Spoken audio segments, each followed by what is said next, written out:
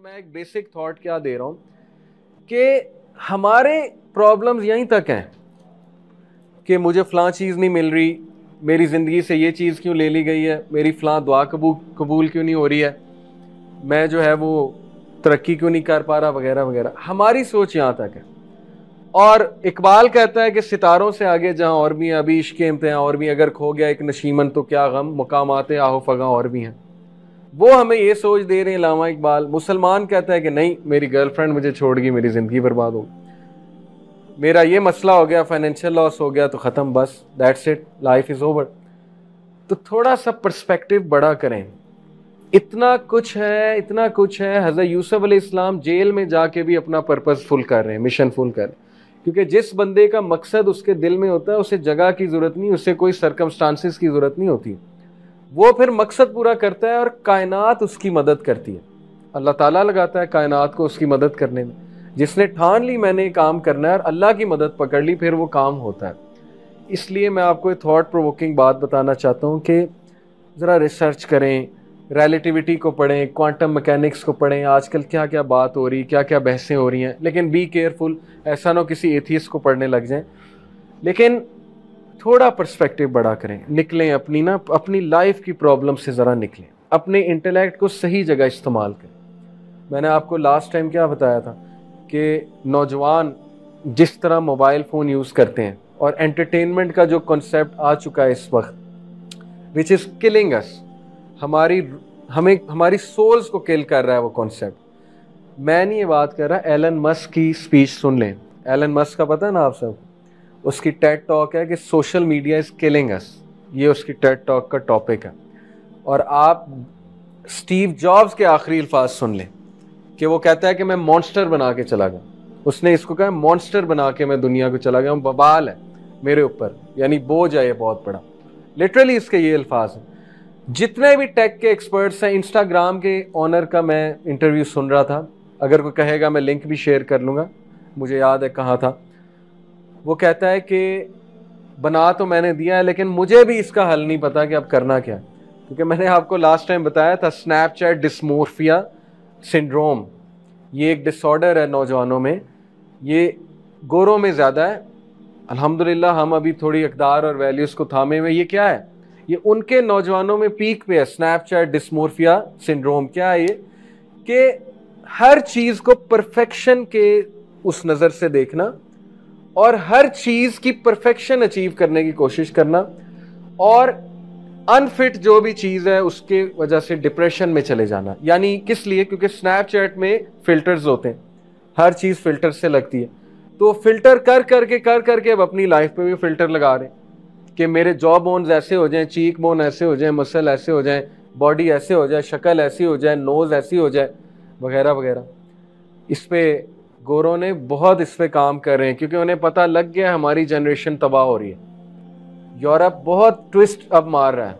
ये पुरानी बातें हो गई कि उनकी तहजीब तबाह हो रही है, हो चुकी, अब वो रिटर्न कर रहे हैं, वापस आ रहे हैं। ठीक है, गोरे, उनकी डॉक्यूमेंट्रीज हैं इस मौजू पे। ये एक अलग बात है कि जब तक उन पे कैपिटलिज्म का मुसल्लत है सिस्टम, वो कुछ नहीं कर सकते।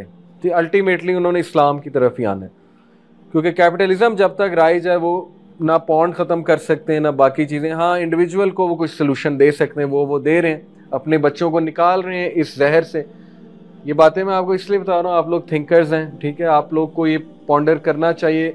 इसका मतलब ना समझे कोई कि हम लडाइट हैं। लडाइट का मतलब कि टेक्नोलॉजी के ख़िलाफ़ है। मैं ख़ुद मोबाइल यूज़ करता हूँ, लैपटॉप, अच्छे से अच्छी कोशिश होती है मेरी कि अच्छे से अच्छी टेक्नोलॉजी लाई जाए, लेकिन मुझे पता है कि ये चीज़ें मॉन्स्टर हैं, ख़तरनाक हैं। अगर इनको मैंने कंट्रोल ना किया, ये मुझे कंट्रोल करेंगे। और मैंने आपको लास्ट टाइम बताया था कि हमारे जो नौजवान हैं, अमेरिका में रिसर्च हुई, उनके ब्रेन में वाइट मैटर की कमी है। वाइट मैटर ब्रेन का वो पार्ट है, न्यूरॉन्स होते हैं, न्यूरॉन्स के दरमियान वाइट मैटर होता है।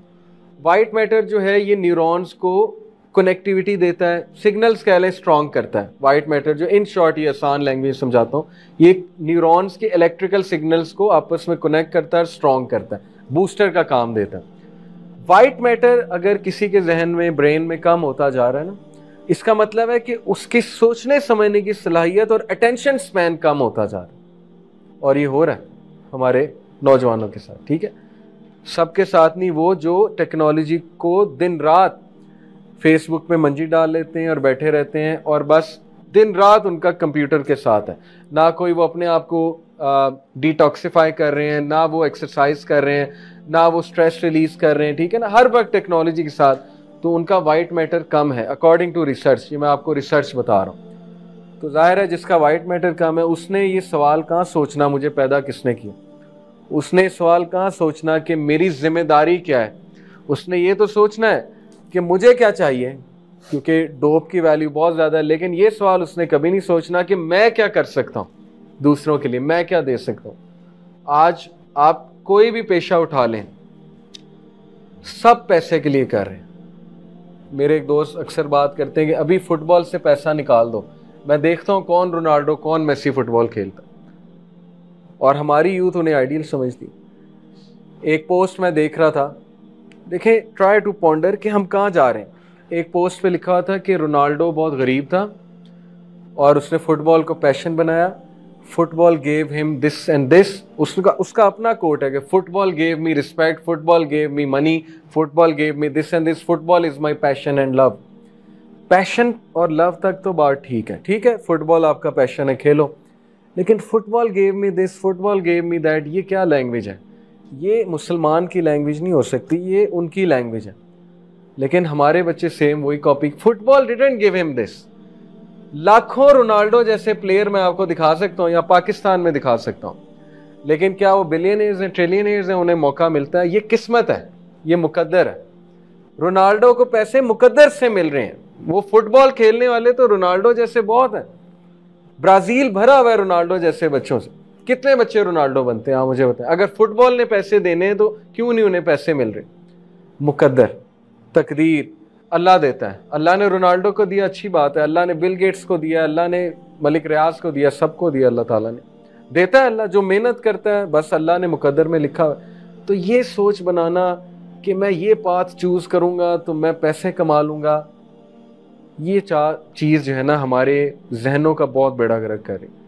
अब देखें, सेम मुझसे यूथ सवाल पूछते हैं कि सर मैं गेमर बनना चाहता हूँ, एज ए कैरियर में गेमर बनना चाहता हूँ।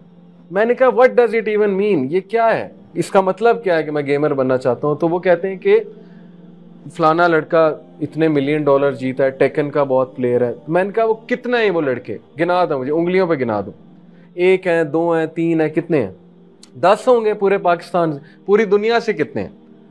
तो तुम वो चीज करना चाहते हो जिसमें सक्सेस के चांसेस कितने हैं? शायद 1% भी नहीं है। तुम वहां जाना चाहते हो, जबकि तुम्हारे पेरेंट्स तुम्हें कहाँ भेजना चाहते हैं, या सक्सेस के चांसेस बहुत हैं। और फिर पेरेंट्स को ही हम गालियां देते हैं कि नहीं उन्होंने बर्बाद कर दिया, खराब कर दी हमारी जिंदगी। तो इसलिए थोड़ा सा पॉन्डर करें, थोड़ा सा निकलें, अपने आप से निकलें, पीपल ऑफ इंटेलेक्ट बने।